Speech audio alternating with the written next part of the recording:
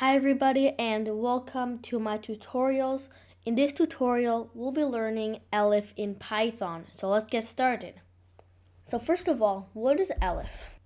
If you remember in the last tutorial, we created this input game that will ask the user to enter two numbers. And if the first number is greater than the second number, it will print this line over here. And else, if not, it will print this line over here. So the issue is, what happens if they're both equal? So if I run the code and I enter the same numbers, such as 45 and 45, it will display num2 is greater than num1. Well, that's not true. They're equal. So that's when you need Elif. Elif is basically like else if. It will allow us to add another condition.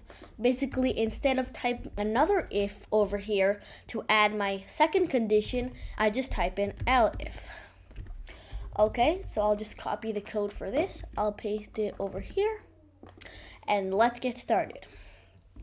So first of all, let's add our second condition.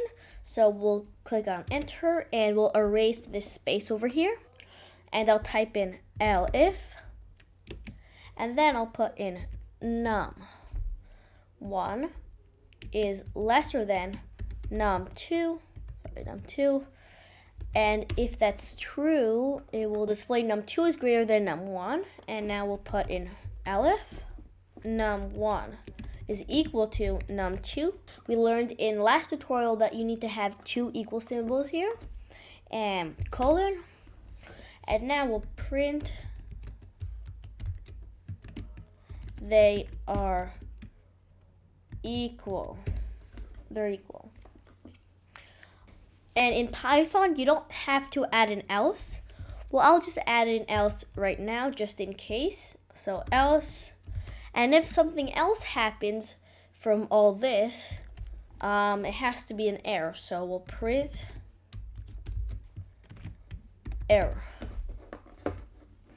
And I don't really think it's ever going to use the else, because if we get an error, it's going to tell us that we have an error. Well, either way, doesn't matter. Let's run the code and enter a number. Let's enter the number 45 and the number 45, and it will display they are equal. So that's basically the idea of Elif.